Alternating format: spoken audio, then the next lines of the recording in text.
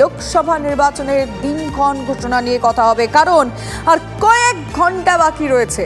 আর কয়েক ঘন্টা পর 2024-এ লোকসভা নির্বাচনের দিন ঘোষণা হতে চলেছে। ঠিক দুপুর 3টের সময় লোকসভা নির্বাচনের নির্ঘণ্ট।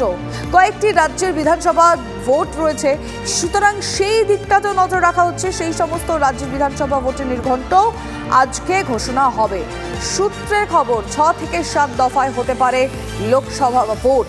আর কি লেটেস্ট আপডেট পাওয়া যাচ্ছে, কোথায় কত দিনে, মানে এই যে দফায় ভোট হতে পারে, বাংলাতেই বা কতদিন ধরে ভোট হবে, চলুন একটু আমরা আপডেট নিই। সরাসরি নয়াদিল্লি থেকে জ্যোতির্ময় আমাদের সঙ্গে রয়েছে। জ্যোতির্ময়, দেখো, লোকসভার যে মেয়াদ, সেই মেয়াদ শেষ হচ্ছে আগামী 16ই জুন।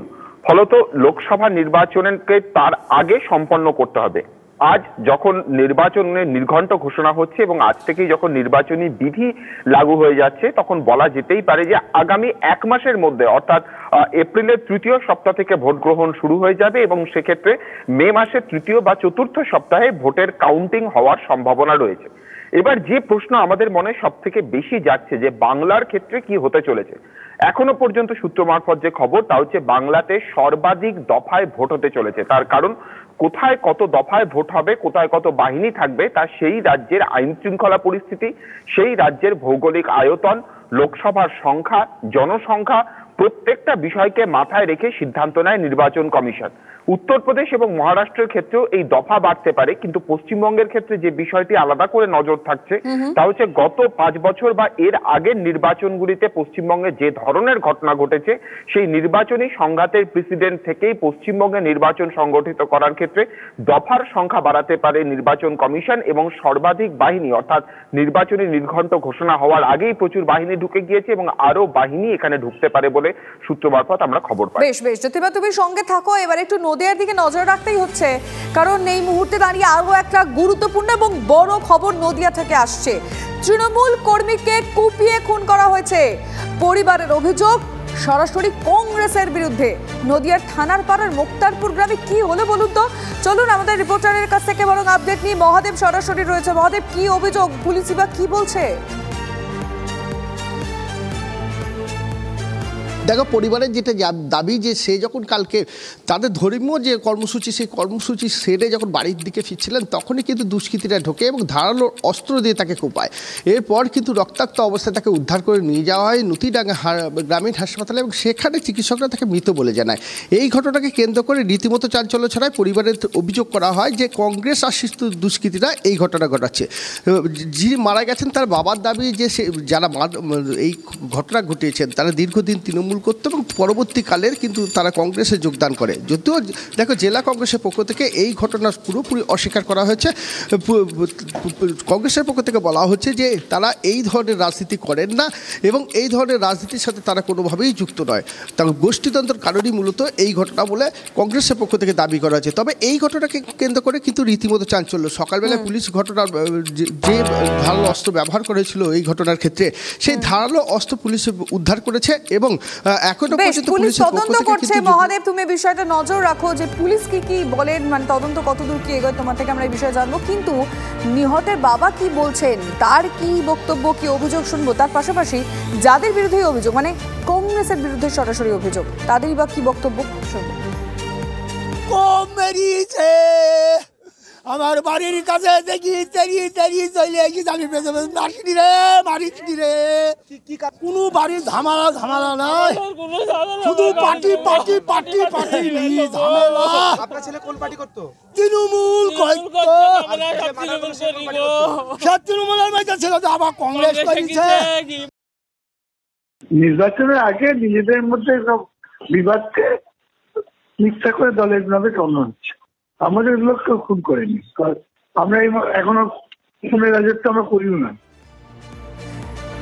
নদিয়ার খবর থেকে এবার সরাসরি খেজুরির দিকে নজর রাখতে হচ্ছে, কারণ আজকে বিকেলবেলা শুভেন্দু অধিকারীর পাল্টা প্রতিবাদ সভা রয়েছে।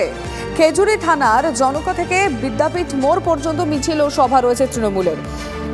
উপস্থিত থাকবেন তৃণমূলের নেতা কুণাল ঘোষ, কাঁথি লোকসভা তৃণমূল প্রার্থী উত্তম বাড়ি। আমরা অবশ্যই সেদিকে নজর রাখবো। আজকে বিকেলবেলা তৃণমূল সভা করতে চলেছে, যে সভা আগে শুভেন্দু অধিকারী করেছিলেন এবং তারই পাল্টা আজকে তৃণমূল করছে। কারা কারা থাকবেন, কখন হবে, কোথা থেকে কোথায় পর্যন্ত যাবে, একটু ডিটেলে জানার চেষ্টা করব। আমাদের প্রতিনিধি কনিষ্ক এই মুহূর্তে সরাসরি রয়েছেন। কনিষ্ক,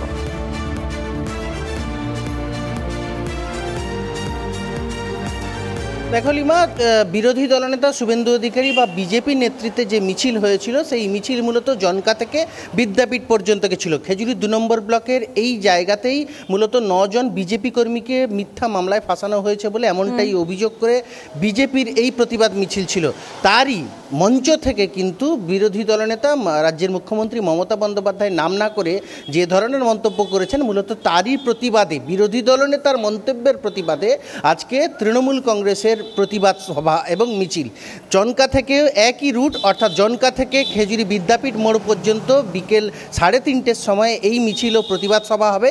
এই মিছিল ও প্রতিবাদ সভাতে হাজার হাজার তৃণমূল কর্মী সমর্থকরা খেজুরি, নন্দীগ্রাম বিভিন্ন জায়গা থেকে এসে সামিল হবেন, এমনটাই কিন্তু জানিয়েছেন। এবং এখান থেকেই কার্যত বিরোধী দলনেতাকে যে কটাক্ষ বা হুঙ্কার ছড়া হবে সেটা আর বলার অপেক্ষা রাখে না।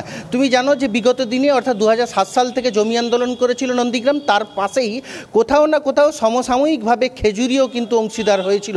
খেজুরি 2 নম্বর ব্লকে কার্যত ভোট, লোকসভা নির্বাচনের আজকে নির্ঘণ্ট প্রকাশ হবে, ঠিক তার পরবর্তী মুহূর্তে কিন্তু খেজুরিতে এই ধরনের তৃণমূলের একটি প্রতিবাদ সভা, একটা জায়গা নিঃসন্দেহে কনিষ্ক।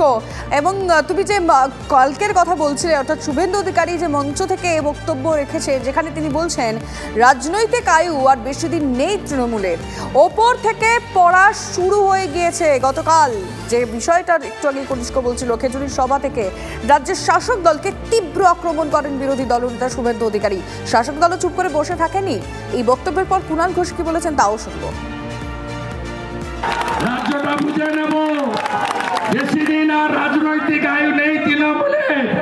বাজার খুব খারাপ, বাজার খুব খারাপ, মাথা ঘুরিয়ে যাচ্ছে আর ধপ ধপ করে পড়ে যাচ্ছে। মাথা ঘুরছে, লো প্রেসার হচ্ছে আর ধপ ধপ করে পড়ে যাচ্ছে। পড়া তো শুরু হয়েছে উপর থেকে, নিচ অব্দি পড়া শুরু হয়ে যাবে। মাননীয় মুখ্যমন্ত্রী মমতা বন্দ্যোপাধ্যায় পড়ে গিয়েছেন, মাথায় গভীর চোট। প্রাক্তন রাষ্ট্রপতি প্রণব মুখোপাধ্যায়ও বাথরুমে পড়ে গিয়েছিলেন। এই ধরনের দুর্ঘটনা ঘটে যায়, আমরা দ্রুত আরোগ্য কামনা করি। কিন্তু শুভেন্দু অধিকারী যেটা করলেন, এটা বাংলার সংস্কৃতি বিরোধী। মহিলাদের সম্মান করেন না, এটা শুভেন্দু অধিকারী বা অধিকারী প্রাইভেট লিমিটেডের লোকজনদের পক্ষেই সম্ভব।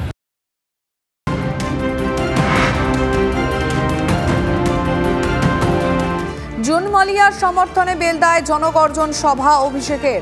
জোর কদমে প্রচারে তৃণমূলের সেকেন্ড ইন কমান্ড। আজও সভায় লক্ষাধিক মানুষের জমায়েতের টার্গেট তৃণমূলের। মেদিনীপুর লোকসভা কেন্দ্রে এখনো প্রার্থী ঘোষণা করেনি বিজেপি। মেদিনীপুর লোকসভায় বিদায়ী সাংসদ দিলীপ ঘোষ সভা থেকে কি বার্তা দেবেন অভিষেক, সেদিকে নজর রাজনৈতিক মহলে।